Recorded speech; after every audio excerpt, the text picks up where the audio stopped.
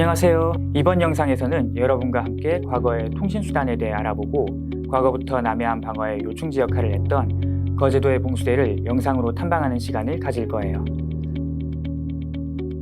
그리고 또 19세기에 발명된 이후 현재까지 군사통신수단으로 사용되고 있는 모스부호에 대해서도 알아볼 텐데요. 간단하면서 알아두면 유용한 모스부호를 같이 배워보고 모스부호 팔찌도 만들어보는 체험활동을 진행할 거예요. 그러면 지금부터 선생님과 함께 과거로의 역사 탐험을 시작해볼까요? 현대사회에서의 통신수단은 곧 정보를 의미합니다. 우리가 살고 있는 현재에는 휴대폰, 컴퓨터, TV와 같이 아주 편리하고 신속한 통신수단들이 발달해 있죠. 하지만 이러한 통신수단이 발달하지 않았던 과거에는 어떤 방법으로 정보를 주고받았을까요?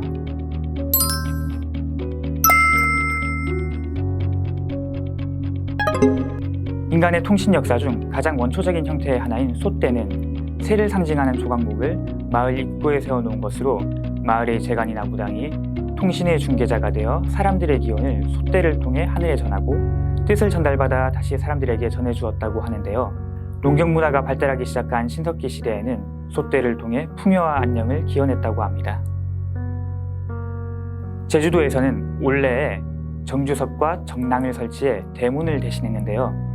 3개의 구멍이 뚫린 정주석을 올레 양옆에 하나씩 세우고 정낭이라 불리는 긴 통나무 3개를 걸쳐놓은 것인데, 정낭이 하나 걸쳐 있으면 잠깐 외출을 의미하고 2개 걸쳐 있으면 좀 긴 시간 외출인데 오늘 중으로는 돌아온다는 신호이고, 3개가 다 걸쳐 있으면 멀리 외출해서 며칠 있다가 돌아온다는 뜻으로 정낭의 개수로 정보 교환을 해온 셈입니다. 이러한 신호체계를 통해 방문을 삼가기도 하고 오래 집을 비울 경우 이웃이 가축을 대신 돌봐줄 수 있는 신뢰와 인심을 나눈 제주도 공동체 문화의 일면을 볼 수 있습니다. 북은 소리를 내는 대표적 기구로 사용되어 왔는데요.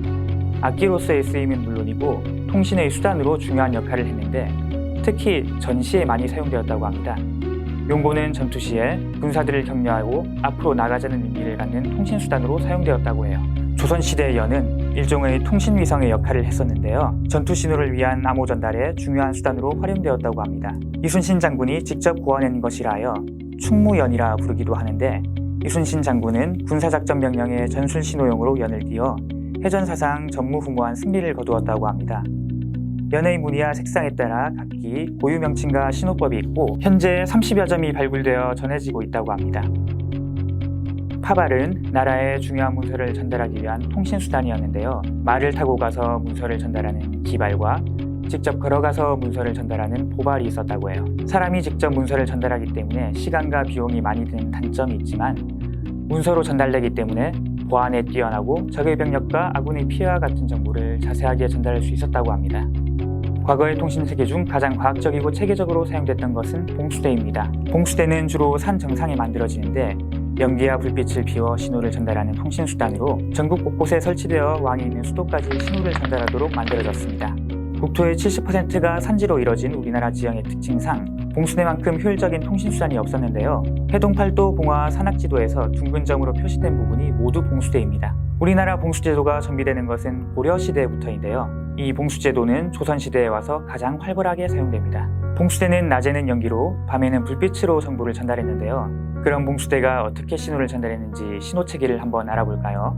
봉수대는 총 5기가 설치되어 있고 평상시에는 1개, 적이 국경에 나타났을 때에는 2개, 적이 국경에 접근했을 때에는 3개, 적이 국경에 침범했을 때에는 4개, 국경을 침범한 적과 전투 중일 때에는 5개의 봉수대에 불을 피웠습니다. 여기서 재밌는 이야기 하나 알아보고 갈까요? 봉수대는 신호를 전달할 때 낮에는 연기를 피웠는데요. 연기는 위로 피어오를수록 넓게 퍼지는 특징을 가지고 있어요. 봉수대는 보통 5개의 야궁이가 나란히 놓여 있는데 연기가 퍼지지 않고 똑바로 올라가야 신호를 정확하게 전달할 수 있었겠죠. 봉수대의 연기가 똑바로 피어오르게 하기 위해서는 아궁이에 불을 피울 때 특별한 어떤 것을 연료로 사용했다고 하는데요. 그것은 바로 1위의 배설물입니다. 1위의 배설물을 태운 연기는 하늘로 퍼지지 않고 똑바로 피어올랐다고 해요.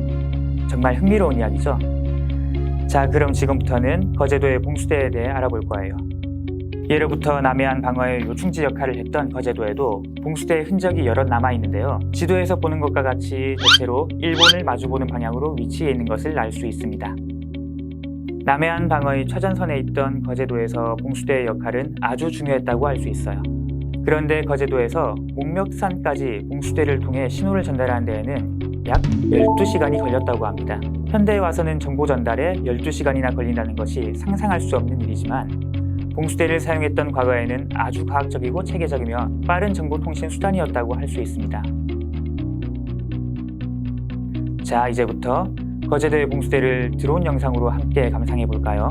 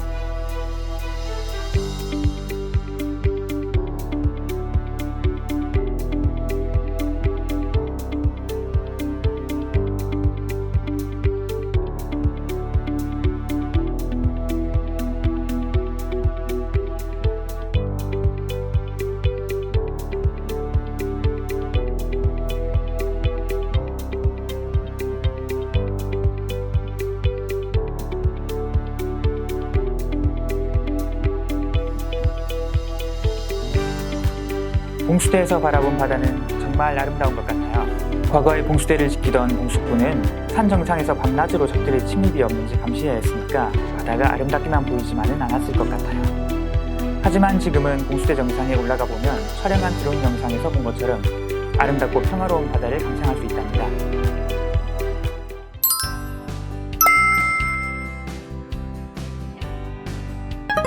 모스부호는 짧은 발신전류와 긴 발신전류를 적절히 조합하여 알파벳과 숫자를 표기한 것으로 미국의 발명가 세뮤얼 필리 브리즈 모스가 고안하였으며 1844년 최초로 미국의 볼티모어와 워싱턴 DC 사이 전신 연락에 사용되었다고 합니다.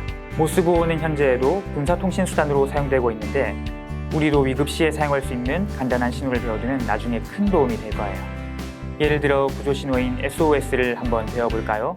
따따따따따따따따따 따따따따따따따따 따따따따따따따따 영화의 한 장면에서도 등장한 모스부호인데요.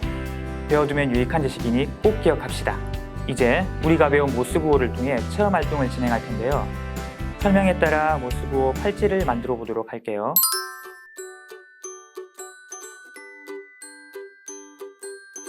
먼저 알파벳 모스부호로 러브를 만들어 볼까요? 모스부호로 러브를 나타내는 방법은 다음과 같아요. 따따따따 따따따 따따따따 따. 준비물은 비즈, 우레탄 끈, 스티커, 가위, 일회용 접착제입니다. 준비물 중 가위는 사용할 때 손이 다치지 않도록 주의해 주세요. 일회용 접착제 사용 시에는 손과 눈에 튀지 않도록 주의해 주시고 손에 묻었을 경우 재빨리 물에 씻어야 합니다. 접착 용도 외에는 절대 사용하지 마세요. 먼저 우레탄 끈을 팔목에 감아 팔목 사이즈를 측정해요. 우레탄 끈은 표시한 사이즈보다 한 뼘 이상 여유 있는 길이로 잘라줍니다. 우레탄 끈의 한쪽 끝부분에 스티커를 붙여 책상을 고정시켜주세요. 여기서 동그란 컬러 비즈는 모스부호의 짧은 신호, 원통형의 초록 비즈는 모스부호의 긴 신호라고 생각하고 팔찌를 만들 거예요. 우레탄 끈의 한쪽 끝을 잡고 모스부호 LOVE 순서대로 비즈를 끼워주세요.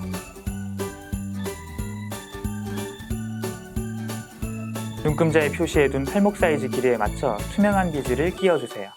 순서대로 끼우면 모스부호 러브가 완성됩니다. 우레탄 끈을 고정시켰던 스티커를 제거한 다음 양쪽 끝의 줄을 하나로 모아 묶어주세요. 이때 2번에서 3번 반복해서 매듭을 만들어줍니다. 묶어진 매듭에 일회용 접착제를 한 방울 떨어뜨려 접착제가 건조될 때까지 기다려주세요. 접착제가 완전히 건조되면 길게 늘어진 우레탄 끈을 가위로 잘라 마무리해주면 멋진 모스부호 팔찌가 완성됩니다. 지금까지 큐레이터와 함께 떠나는 도도한 역사 탐험 통하다 톡하다를 통해서 과거의 통신수단에 대해 알아보고 간단한 체험도 해보는 시간을 가졌는데요. 오늘 배운 것을 통해 현재에는 통신수단이 어떻게 발전했는지 비교해보고 미래의 통신수단은 어떻게 변할지 생각해 볼 수 있는 시간이 되었으면 합니다. 그럼 다음에 또 만나요. 안녕!